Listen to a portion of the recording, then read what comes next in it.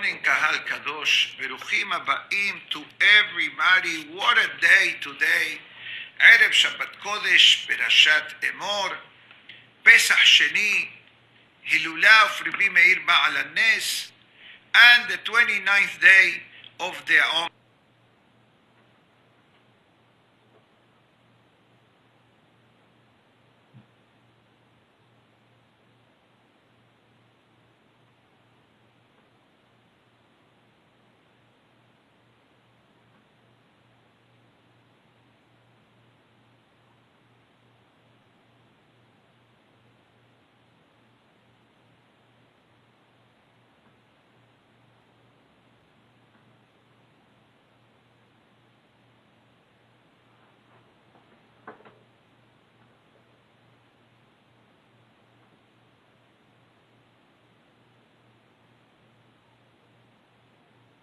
With our Hachamim throughout history. So with that being said, let me start by acknowledging and expressing our gratitude to our dear members, Mickey and Helen Abraham from Brooklyn, New York, that graciously today they are sponsoring today's class, Le'ilui Nishmat Ishak ben Ha'ava Rachel. Be'ezat Hashem, may the words of Torah will be an elevation for the soul. Amen. So let's start today with Pesach Sheni. I'm going to write this down in front of me, so we try to cover these 4 points. Pesach Sheni, Rabbi Meir, Omer, and Be'ezat Hashem, Perashat Emor. Also a very powerful parasha. It has, I think, over 60 or 63 mitzvot, very powerful parasha, and Be'ezat Hashem will devote a few minutes towards the end. Let's begin today with the concept of Pesach Sheni.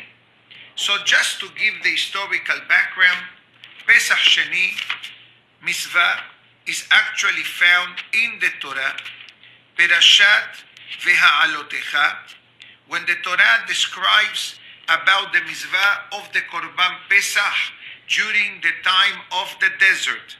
We need to understand that when we left Egypt, we did the Korban Pesach.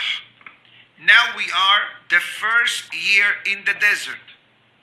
Interesting enough, from this historical topic of Pesach Sheni, for the remaining 39 years that we were traveling in the desert, the Korban Pesach was not done due to the constant mobility that it was required. But that mobility created one more situation, that the Jewish people were not able to circumcise their children due to the fact that they were constantly moving. So therefore, when it came to the time of Yeshua to continue with the leadership of Am Israel upon the passing of Moshe Rabbeinu, what Yeshua had to do even prior to the Korban Pesach, the Berit Milah. Why? Because one of the requirements of the Korban Pesach is that a person cannot eat the Korban Pesach if the person is not circumcised. I'm giving you this basic explanation just to understand the connection between Berit Milah and the Korban Pesach. So the Torah tells us that there were a group of people that when the Jewish people were getting ready to offer the Korban Pesach in Pesach time, the second year, or rather to say the first year after we left Egypt, they came to Moshe Rabbeinu with a very peculiar claim. The Pasuk tells us as follows: Vayhi anashim asher hayu temeim lenefesh adam, and literally says the men that were contaminated because they came in contact with human remains, velo yachelu la'asot ha'pesach bayom hahu, and they were not able to make the Pesach offering that day, ויקרבו לפני משה ואהרון, and they went to Moshe and Aharon, and they said, ויאמרו האנשים האלה אליו, אנחנו טמאים לנפש אדם. We are contaminated through the contact with human remains. למה ניגרע? Why we should be diminished? לבלתי הקריב את קורבן השם במועדו בתוך בני ישראל. Not to offer the appointed time of the korban. So there are a few explanations what happened in this particular situation.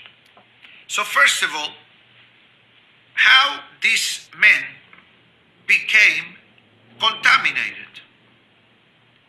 A few opinions. Opinion number one, they were the ones that carry the coffin of Yosef Tzaddik. That is one opinion. And even though we understand that from a spiritual perspective, tzaddikim don't have impurities, but once you're talking about carrying a coffin, it's not the same like going to a cemetery. Like many people go to Israel and they visit the kevarim, or people travel other parts of the world to visit the kevarim. In this case, they were carrying literally the coffin of Yosef, and this is one opinion. Other opinion says that these were two people only that were in charge of removing the remains from the sons of Aharon. Remember last week's Torah portion? The first Torah portion is a haremot. A haremot after the passing of whom? Shene bene Aharon. So now they came to realize that because they were given the mission of removing the remains, now everybody's doing a Korban Pesach and they are not able to do it at all. Third opinion, they were the Hevra Kadisha. Any place that they will travel and they will see human remains, they were the people in charge that the human remains were given the final honor and the final kavod. Our Torah, like any other aspect of Torah, it gives a tremendous amount of respect to the remains of the person. To the point that there is a commandment in the Torah that says, Lo talin niblato ad boker. The fastest a burial takes place, the better. Obviously, there are certain exceptions. For example, transferring the remains to Israel. Even in our days, especially in our days, it is not automatic. You got to find the flight, and you got to find the cargo flight, and you need to make the arrangements, etc. But bottom line, even the Zohar Kadosh writes that the delaying of burial is not limited only to Israel, which I'm sure you know that in Israel they bury at night, and in Israel they bury even on Mosai Shabbat, especially in Yerushalayim, because of the sanctity of the city and the sanctity of the land. So the exposure of human remains is not the ideal. Kabbalistically speaking, the Zohar says, the reason why we should expedite a burial when possible is because there are souls, neshamot, at the gates of heaven that are waiting to come down into the world in order to continue the legacy or the mission that this particular individual left open in the physical world. That's a concept of Gilgul, reincarnation, or tikkun, the correction, the spiritual correction of the souls. So now, they come to Moshe, and Rashi explains, Moshe and Aharon were giving a class, and suddenly this group of people comes in, and they said to Moshe, Moshe, we want to do the Pesach sacrifice, but because of our, let's call it a job description, because you asked me to do something, automatically I'm going to be disqualified. In other words, the entire Jewish people is sitting down together with the families and they're eating the Korban Pesach. And two people, according to some opinions, or a handful of people, suddenly they are not able to celebrate like the rest of the Jewish nation. Moshe Rabbeinu says, you know what? Great question. Once again, the Torah highlights the humility of Moshe Rabbeinu. And it says, Imdu be'eshme'a ma yesaveh Hashem lachem. It says, you know what? I'm sure that God will give the solution to your question. And the Pasuk tells us, Daber el Bnei Israel, ish ki etameh lanefesh, a person that is contaminated physically, that means impure, due to the fact that a person came in contact with a corpse or human remains, or bederech rechoka lachem, or far away from Jerusalem. What does it mean? In the time of the Bet HaMikdash, those who lived in Jerusalem, they will go up to offer the Korban Pesach, and they needed to come right back home before the holiday start in order to eat the Pesach sacrifice with all those that register in your particular offering. But what happened if instead of living in Jerusalem or in Bet Shemesh, for example, or in Ramot, you lived in Tel Aviv, or you lived in Nahariya, or you live in Tiberias? You don't make it back. Just driving takes you 3 hours in the highway today, each way. So imagine back then that people ride in horses, camels, donkeys, and many people walk. So obviously, whoever live up to certain distance probably will not make it back home on time. And don't forget that the Pesach sacrifice took place in the Bet HaMikdash after Hasod, yani 1:30 in the afternoon, give or take a few minutes. So therefore the Torah says, anybody that was far away, be'asa Pesach la'Hashem, and the person will do the Pesach offering, and that's the foundation of Pesach Sheni, the second holiday. That's why many people, including myself, we have a beautiful tradition today that we ate a small piece of matzah, which we say mezonot according to the Sephardim, and there is no halachic obligation whatsoever, but you know what? Symbolically, we ate a small piece of matzah to remind us of that mitzvah of the Torah. But obviously, our Hachamim tell us that this particular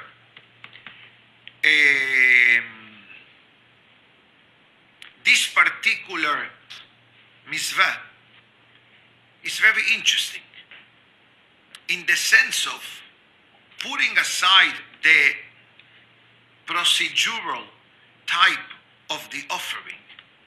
I think that there is an unbelievable lesson that we learn from Pesach Sheni. And I think that the lesson is that God gives the person always a second chance.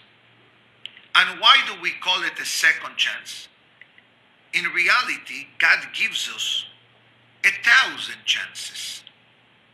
But I think that will be embarrassing that by the thousandth time, we come back to Hashem. So therefore we call it the second chance. As once I was driving and I saw a beautiful plate, a license plate, sticker. You know, the people put stickers in the bumpers rather. And it says, God allows U-turns. What is a U-turn? A person is driving and realizing that he's going in the opposite direction. So what do? When possible, you make a U-turn. And then you come back, or you go in the right direction. That U-turn, in Judaism, it's called teshuvah. God always leaves the door open for all of Am Israel. As the Pasuk writes in our Selihot prayers, Ki eminecha peshuta lekabel shavim. God's right hand is extended to welcome those that want to come back. And this is something very powerful and very essential for our life. We all make mistakes. We are humans, and we have challenges, and we have setbacks, and we have temptations, and we have the Yetzer Hara bothering us. But Olam says, I'll give you another chance. I give you one more time. And it says here that the inyan of Pesach Sheni actually has a very interesting question. We finish Pesach Rishon. That was a month ago. And now we are saying Pesach Sheni. And I ask you a question. How long, halachically, does it take to someone to become purified from becoming contaminated because of a contact with a corpse?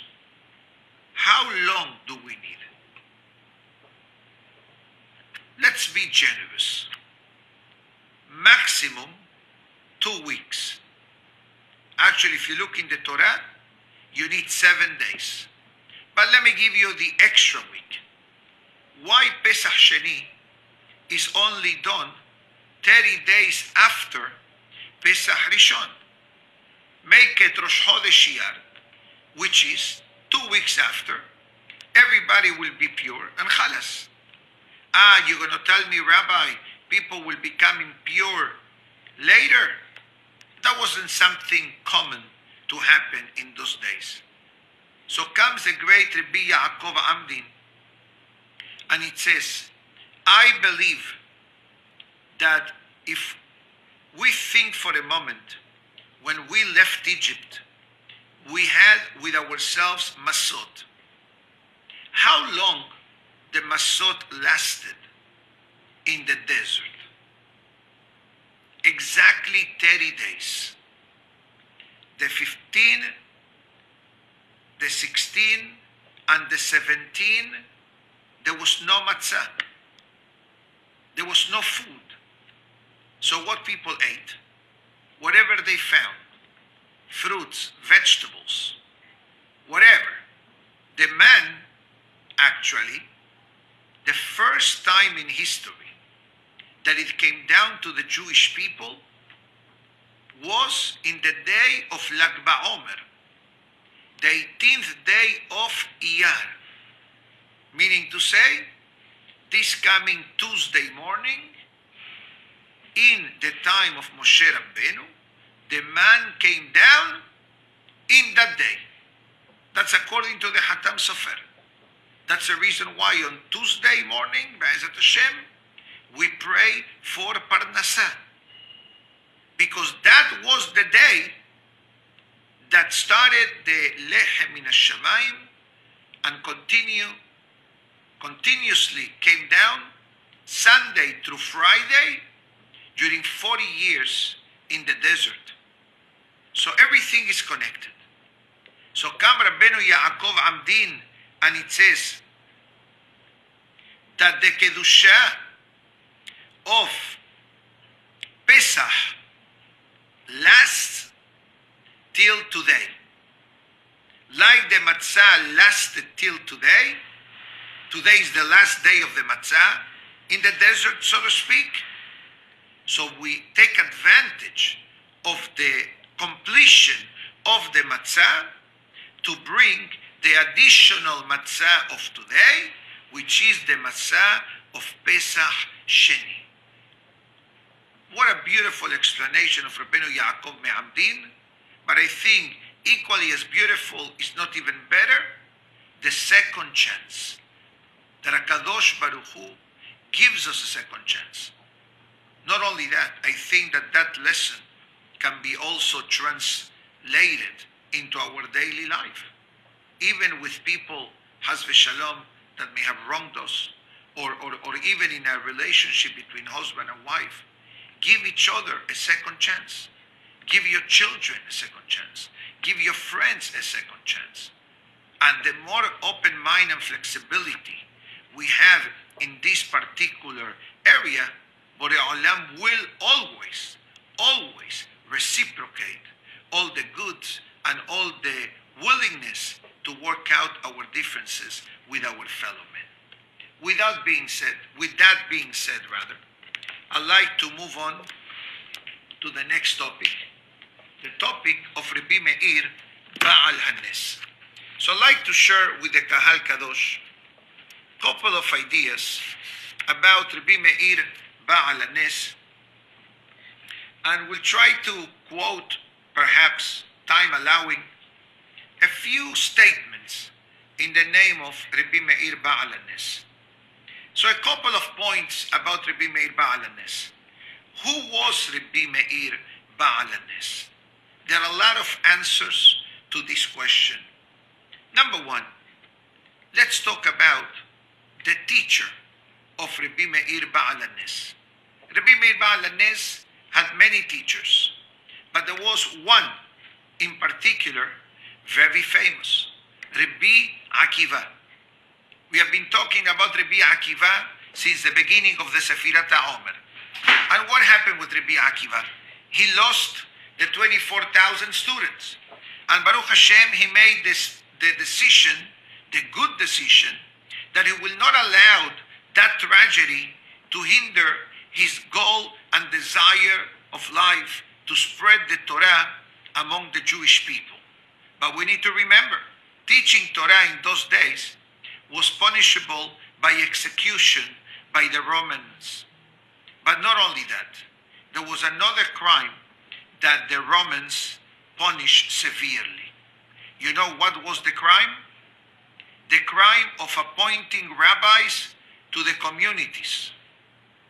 What Rabbi Akiva do? He ignored the threat, and he went and he established the yeshiva system in his day with 5 students. 2 of the most famous one, Rabbi Shimon Bar Yochai, coming up in the day of Lag BaOmer, and Rabbi Meir Baal Hanes. So they were 2 of the 5 Hachamim that Rabbi Yehuda ben Baba gave semicha in Eretz Israel. Additionally, the Gemara in Erubin says that the name of Rabbi Meir was not really Rabbi Meir, was actually Rabbi Nehorai. And why was he called Rabbi Meir? Quoting the Gemara, Shehu Meir Ene Hachamim V'Halacha, because he will bring light to the rabbis' mind and eyes to decipher and understand the world of Halacha. Not only that, according to the book of biography about Rabbi Meir Baal Hanes, he was actually a direct descendant of the Caesar known as Nero, or Neron in Hebrew.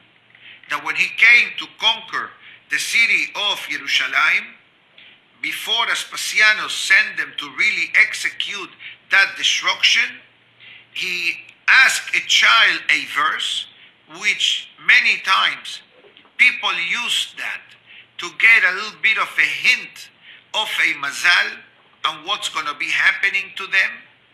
And there were a few incidents in history that this formula was activated. Once was many years before this life of Rabbi Meir Baal Hanes, the time of Haman and Mordechai. When Haman came to destroy Bnei Israel, and especially Mordechai and his students, he asked them, what pasuk did you learn today? Later on in history, Neron also did the same question. And when he heard the pasuk that says, Benatati et nikmati be'edom b'yed ami Israel, that the prophecy says that God will send the destruction through the Romans for the Jewish people, he froze. He decided to become a Jew. This is the emperor. And then eventually, 1 or 2 generations later, Rabbi Meir Baal HaNes was born. Now, we have a rule in the Talmud, in the Gemara in Sanhedrin, that says, Setam Mishnah Rabbi Meir. When a Mishnah brings the statement, and there are no names, at least in the first opinion, we attribute that Mishnah to be written and following the halacha according to Rabbi Meir. And it says that the greatness of Rabbi Meir was so powerful that someone who looked at Rabbi Meir, the Gemara writes in Sanhedrin, it received this powerful Torah inspiration. And the Yerushalmi in Moed Katan says the following: there were many great attributes given to Rabbi Meir Baal HaNes. Among them, his humility, his modesty. And we're not talking about dress code here. We're talking about in a personal way, his personality. And it says, was a great man, says Rabbi Yosef ben Halafta, was a great man, was a holy person, and he was a low-profile individual. Ribono shel Olam, what low profile can you be when you are one of the 5 rabbis of the entire world, and you are the main driver in the world of the Mishnah? And yet it says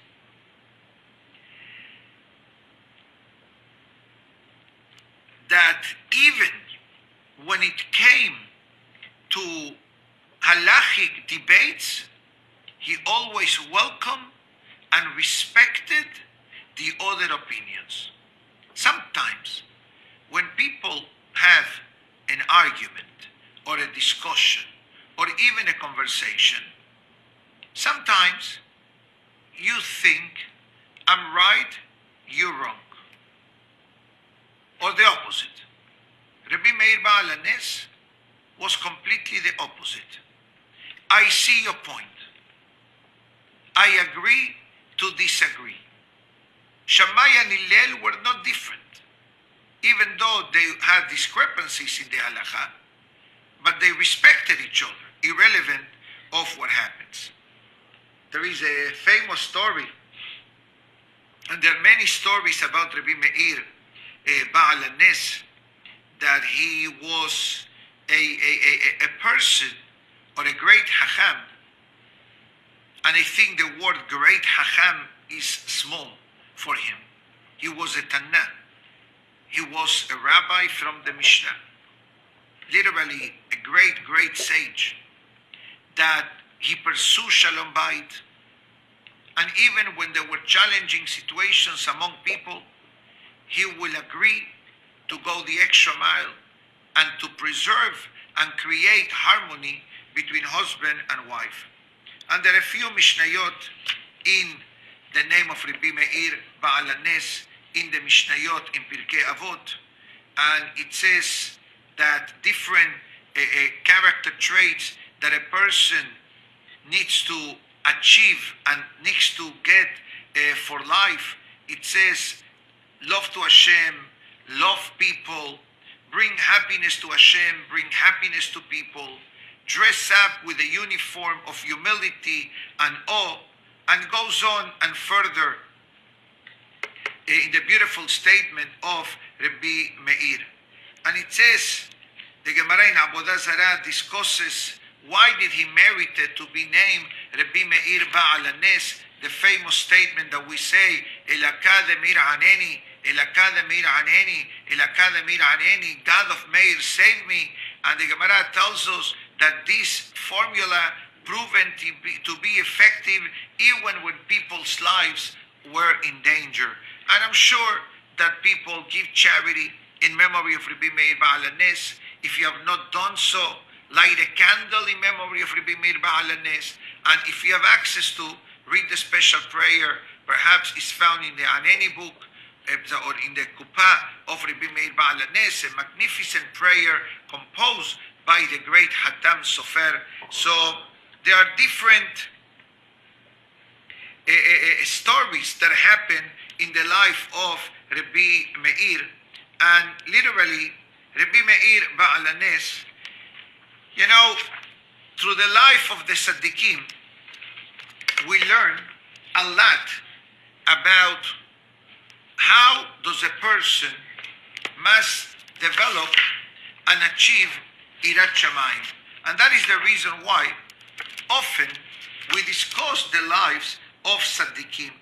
Allow me please to, just 1 second.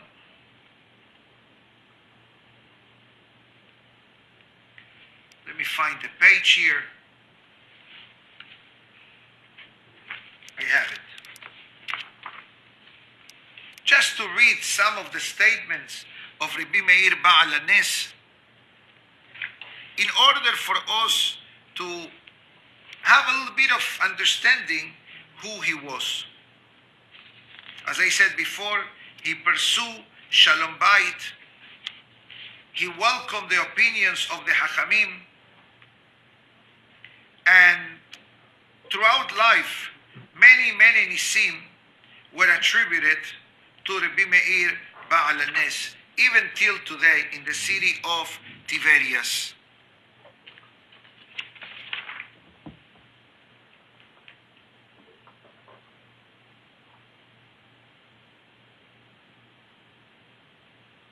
So it says a very interesting statement of Rabbi Meir Ba'al HaNes. And it says, Heve mema'ed ba'esek. This is from Mishnah in Pirkei Avot. Diminish in the world of business, ba'asok ba'torah, and occupy yourself in Torah learning. Be'heve shefal ruach bifnei kol adam. Be humble in front of everyone. That basically means respect everyone. Don't look down to anyone. Bimbitalta min Torah, and if you neglected Torah learning, yesh lecha harbe betelim kenegdecha. You did not only neglected the Torah, but the domino side effect of not learning Torah brings upon the person. Bima'amalta v'Torah. But if you occupy yourself with Torah, yesh lo sechar harbe liten lecha. You became a worthy recipient to welcome the blessings of HaKadosh Baruch Hu. Let's clarify this concept of working or not working. And it says as follows,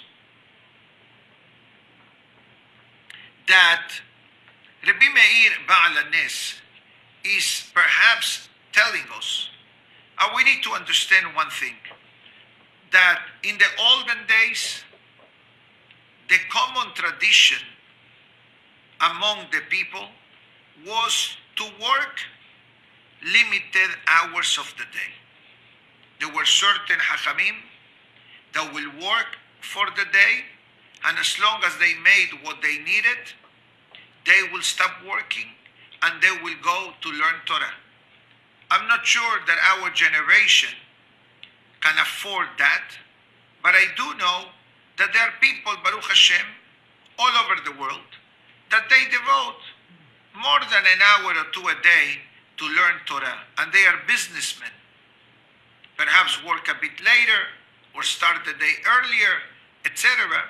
But I think what Rabbi Meir Ba'al HaNes is trying to tell us is, don't neglect the importance of Torah learning. We all need the Torah learning, not only because the Torah is the oxygen that a Yehudi needs to live, but let's be honest here. When we learn Torah, what happens? We become more knowledgeable. And once we become more knowledgeable, we are able to do the mitzvot better. Not only the mitzvot, but overall as a way of life. It affects our personality. It improves our personality. It makes our life better because we get to understand what does it mean to be a Jew. To be a Jew doesn't mean only to be born from Jewish parents. Of course, that's the biological requirement for a person to be considered a Jewish person. Now, the soul with birth was ignited. The Torah keeps the flame of the neshama alive. And that's what Rabbi Meir Baal HaNes is saying in the Mishnah in Pirkei Avot. Don't look at the Torah as an intellectual concept. Look at the Torah as a fundamental part of who we are as people and as a nation. I'll put it simple. Look at the Torah as the microchip processor of your computer, of your laptop. If you don't have that, you can have the nicest case, you can have the most powerful Bose speakers, but yet you're missing the microchip. You don't have the processor. Now, how big is the processor? Small. It's like a square. Usually Intel or different brands, etc. But at the end of the day, Rabbi Meir says, without the compressor of the Torah in our life, everything else, it has a side effect. Because if we have no Torah, how are we going to act? Guaranteed different than the Torah that we have. The Torah calms the person. The Torah opens the eyes of the person, opens the heart of the person, opens the mind of the person. Besides all the benefits of the Torah, salvation, protection, connection with the Almighty, etc. But the purpose of the Torah is to make the person a better person. And that's why, whenever we come across situations of Shalom Bayit, one of the first things that I ask the couple, but especially the husband, is, do you learn Torah regularly? And many times, the answer is, not really. I listen to you when I come Shabbat afternoon, right before Rabbi Hananiah. Yani 3 minutes before Mincha. Beautiful. I wish that 3 minutes can do something. But that's not what Rabbi Meir is referring to. Rabbi Meir is saying, make sure that you have time to go to the office, and time to pray, and time to have breakfast, and you schedule a meeting, schedule also an appointment to learn Torah.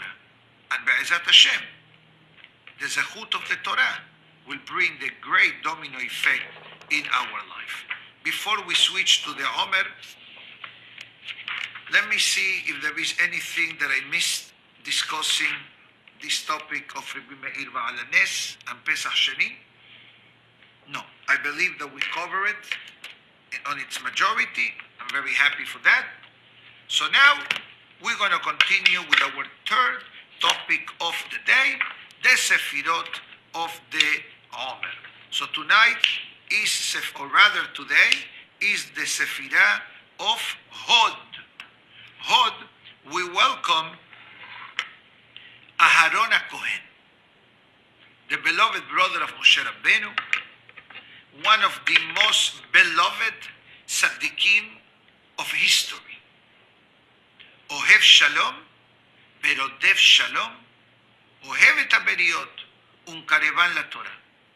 As I'm talking now, I'm saying to myself, wow, what a powerful message of the Mishnah in Pirkei Avot, chapter 1, in the name of Hillel.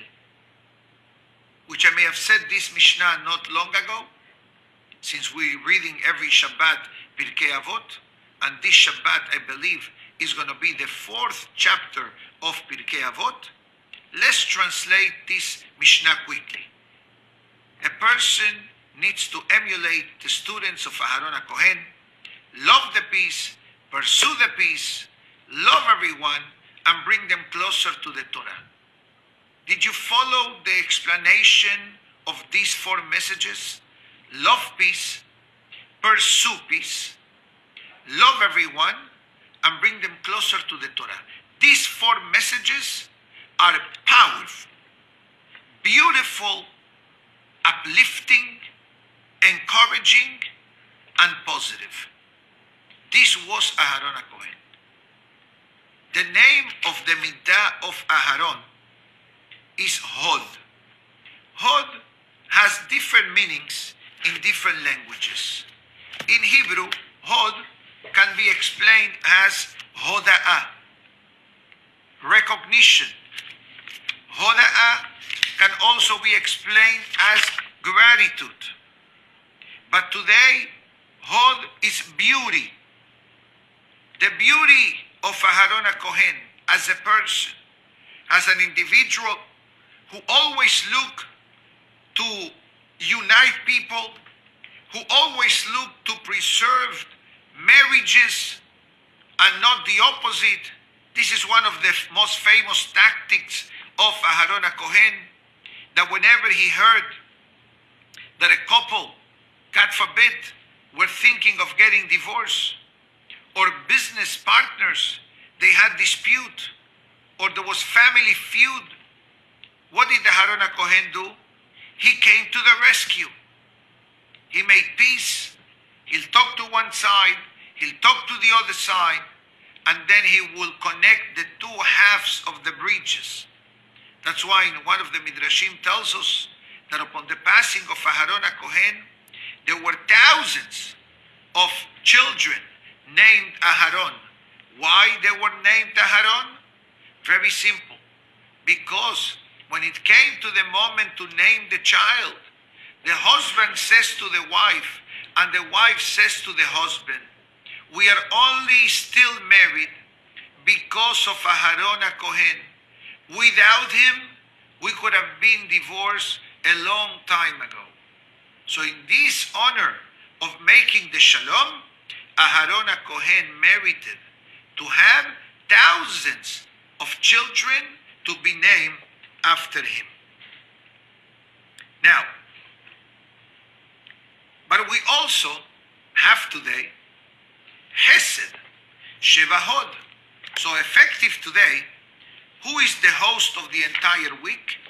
Aharon HaKohen. And who is Aharon HaKohen welcoming today? Abraham Avinu alav shalom.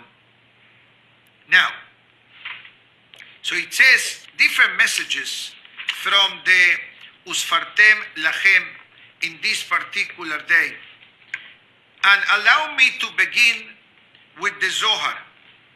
And it says, effective today till next week, meaning to say, today, the 29th day of the Omer, till the end of the week of Aharon HaKohen, the Zohar says, these are very special, holy, and powerful days, that the gates of heaven are widely open to everyone. And for the person to do teshuvah, cry out to Hashem, pray to God, because the prayers for the next week, they carry a special merit. Now, who opened that gate for us? The Zohar HaKadosh says, Aharon HaKohen. Because Aharon HaKohen, in a way, represented God in the world. And we're not saying that Moshe Rabbeinu did not represent God in the world, and Abraham, Isaac, and Yaakov as well. But remember the story of the Sotah that we mentioned a few days ago, how God, to preserve the peace between husband and wife, is allowing to erase his name. And we explained back then that what kind of life husband and wife will be if always the husband will be doubtful of her behavior. So God says, you know what? I can't stand Hazita, the wife, to feel belittled and disliked by her husband. I want to settle this court today. I'm willing to take a cut. I want to make a settlement with you, and chalas. That's what happened in the Sotah. Take the name of God in the parchment, erase it, and that will be the end of it. You know what the Zohar Kadosh is? Aharon HaKohen activated the concept of Shalom at home. And therefore, once there is Shalom, there is Beracha. The Mishnah in Oxin writes, Lo matzah HaKadosh Baruch Hu keli mahazit beracha leIsrael ela haShalom. God did not find a vessel that is able to contain more and more blessing for the Jewish people like peace. As Rashi writes in Bechukotai, Shalom shakul keneged hakol. Peace above anything else. If you have peace, everything falls into place and you can enjoy your life. You can celebrate with your children, with your wife. You have harmony at home. Irrelevant of what kind of appliances or furniture you have at home. You're happy. You have peace with your wife and your children. God is blessing your home. As the Gemara writes, and I believe it's in the name of Rabbi Meir Baal HaNes, Ish be'isha zachu shechina sheruya benehem. Husband and wife, that they live a beautiful level of relationship. God is there. And this is what Aharon HaKohen did. What a powerful Zohar on this particular day of the 29th day of the Omer. And the Hidah writes that in honor of today's day, welcoming Aharon HaKohen and Pesach Sheni, today is a day, he says, that our simcha, our happiness, needs to be increased. For Hashem giving us a second chance and having in our side the one and only Aharon HaKohen. What a beautiful message. And it says that in this particular day, the person should be generous. I'm not talking about money today, although I can if you want me to, but I don't think it's the place today. I already announced today's sponsorship, and we encourage the Kahal in the future to sponsor these classes to help the synagogue, especially in these challenging times. Baruch Hashem, I don't get nothing out of it. It goes straight to the synagogue. And it says that today's day, and for this week, we should be generous. Generous in what? It says simply, Lehodot le'abore itbarach. Express your gratitude to the Almighty. Et hasadav betobotav. The goodness and the kindness that Hashem does with us. And this the person can combine today the Chesed of Abraham, which in a way mirrors the Chesed of Hashem, and the Hoda'ah, the recognition of Hashem's goodness and kindness to us every day of our life.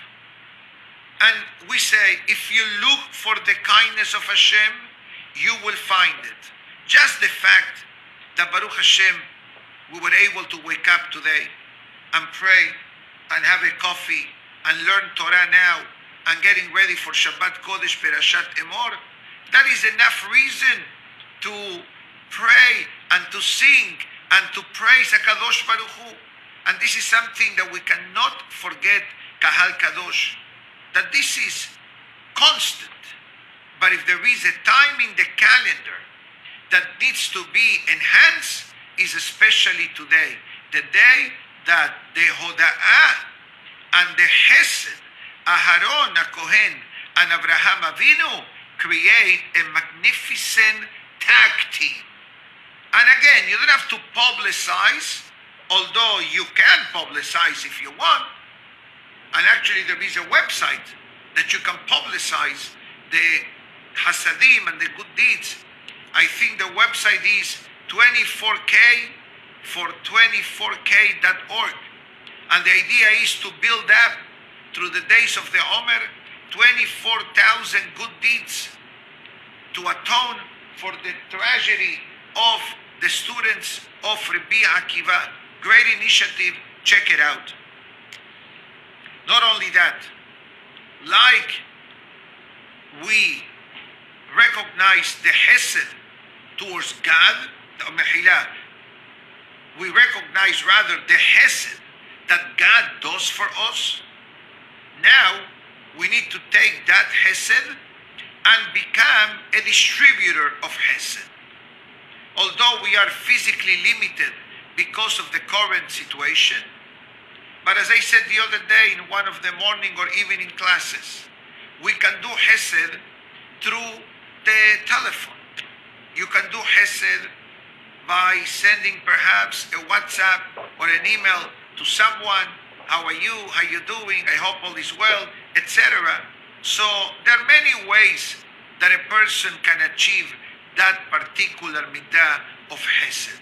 Or let's say that you need to go to the supermarket, or Haz v'Shalom, you may need to go to the pharmacy to pick up something. Maybe pick up the phone to someone and ask, do you need anything from the pharmacy? Do you need anything from the supermarket? And believe me, I cannot tell you how many phone calls we get asking Rabbi or to my wife, do you need anything, etc. What a beautiful gesture. And guess what? We reciprocate that to others. And this is the way that we do Hesed with limited, but in this way. Also, God forbid, those who are sitting Shiv'ah. Definitely, sitting Shiv'ah in this time of the situation that we are in must be very challenging and painful. In the sense of, if sitting 7 days of mourning, any time, God forbid, in the history of a person is difficult, but imagine yourself now that no one can come to your home to visit. No one can come to make a minyan, to pray, and to recite the Kaddish. So guess what? Pick up the phone and call the person to give him the condolences and to give him words of Hizuk. At the end of the day, you have no idea. I tell you this from personal experience, the happiness of a phone call. Yesterday night, I was invited to a birthday. I didn't go because nobody went. But we did the birthday in Zoom. Now, what was my presence in the birthday? Besides congratulating a senior citizen of our congregation, was to give words of Torah to him and to the entire family. So if we want to do the Hesed, it can be done. We just need to think a bit, and if you are in doubt, feel free to contact me, and Be'ezat Hashem, we come out with a game plan to do that mitzvah of Hesed. And not only that, it says that when you are doing an act of Hesed to someone, try to hint to the person to also be thankful to Hashem for the possibility given that he was helped through a third person.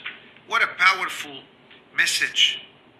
And also it says that we need to recognize the Hesed what others do to us, at any level that may be. So I think that the message of today, of the Omer, is very interesting, very powerful, connecting Aharon HaKohen with Abraham Avinu, alav shalom. I know that I'm going into overtime, but with having 4 major topics to discuss, I couldn't not cover all of them. I will take, with your permission, another 3 or 4 minutes, and we'll discuss an idea about Perashat Emor. Perashat Emor, as I said before, it contains over 62 or 63 mitzvot of the entire Torah.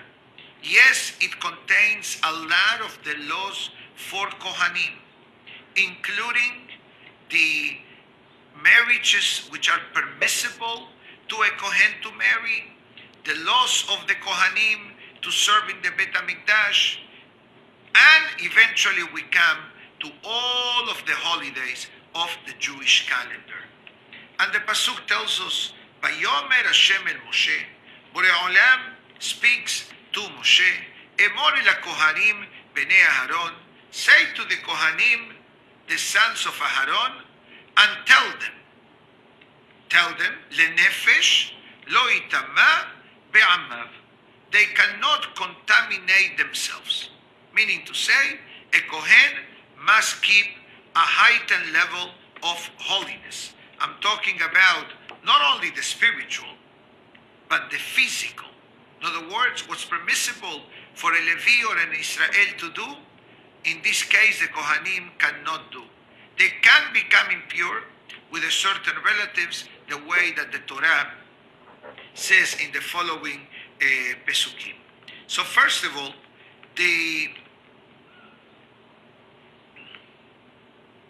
just 1 second.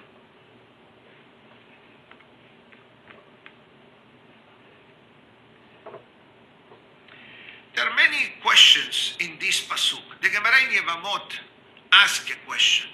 Why the Torah needs to tell me, Emor el Kohanim ve'amarta alehem. Emor ve'amarta. Why the redundancy of this particular verse? If it's me writing this verse in Hebrew, I would have said, Vayomer Hashem el Moshe, Emor el Kohanim bnei Aharon, lenefesh. Why the redundancy? Emor, say to them, ve'amarta alehem, and you will say to them, don't become impure. Why the redundancy of the language? The Gemara in Yevamot asks this question, and Rashi brings it down, and it says, le'azhir gedolim ala ketanim. It says basically that the Kohanim were cautioned regarding the children, that the adults are not allowed to let the children Kohanim to become contaminated. That is what Rashi writes, and I think that the Gemara in Yevamot is telling us a very interesting lesson. And then we'll finish with a lesson from the great Rabbi Moshe Feinstein, Zecher Tzadik Livracha. I think the Gemara in Yevamot is telling us that don't think for a minute that because your son is a child, and even though he's a Kohen, he can become contaminated or impure. You know where do we see this? In the laws of Shabbat and in the laws of Kashrut. And I think in the laws of Kashrut, especially in the laws of Shemirat HaNefesh, Hacham Rabbi Yosef rules, which is a clear halacha, obviously, that parents cannot give non-kosher food to the children by saying, what's the big deal? It's just a child. The answer is that the neshama of the child, irrelevant of the age of the child, whatever the child eats, it affects the body and it affects the neshama. Powerful statement from the Gemara, as well as the ruling of the great Hacham Obadiah Yosef. Same thing with Shabbat. A person cannot say, he's a child, let him turn on the light, let him turn off the light. You know, that's not the idea. The idea is that education begins from the young and tender age. But comes the great Rabbi Moshe Feinstein, and it says, you know what does it mean? Lehazhir gedolim ala ketanim, to warn the adults for the children. It means that the Torah is telling the parents, is telling us, don't think that your children don't see you. Don't think that children don't understand. Whatever we do as parents, like it or not, it has a mirror image and a domino effect on the life of our children. The nicer our marriage becomes, the nicer lives they will have. The more respectful we speak, the more respectful they will speak. The more love we display to Hashem and to the Hachamim, the same thing will happen with them. The more honesty we display in our relationships, or rather in the business department, the better they will function as well. And that is a magnificent lesson that the Torah is talking. But as I'm speaking, I have one more thing to say. And with this, Be'ezat Hashem will finish. The Pasuk says 3 times the same word. Vayomer, Emor, Ve'amarta. We have a rule in the Torah. When the Torah says the word by the ber, is a commandment. It's a tzivui. It's an order. When the Torah says Vayomer, it's very soft. So maybe the Torah is telling us how to speak, especially to our children, especially at home. And I have no doubts that a home that there are no screaming and there is no arguments, and we encourage our children to speak properly, respectfully, and in a positive way, we're going to see a lot of nahat. We're going to see a lot of happiness, a lot of joy from the future generation. Allow me to wish everybody a happy Pesach Sheni. Light a candle in memory of Rabbi Meir Baal HaNes. Give some charity in his honor, and pray that HaKadosh Baruch Hu should bring miracles to us in the merit of Rabbi Meir Baal HaNes, and Be'ezat Hashem, taking advantage of this week in which we are spending a whole week with the Aharon HaKohen, should bring upon us Ohev Shalom, loving the peace, pursuing the peace, loving everyone, and bring people closer to the Torah. Shabbat Shalom u'mevorach to everyone.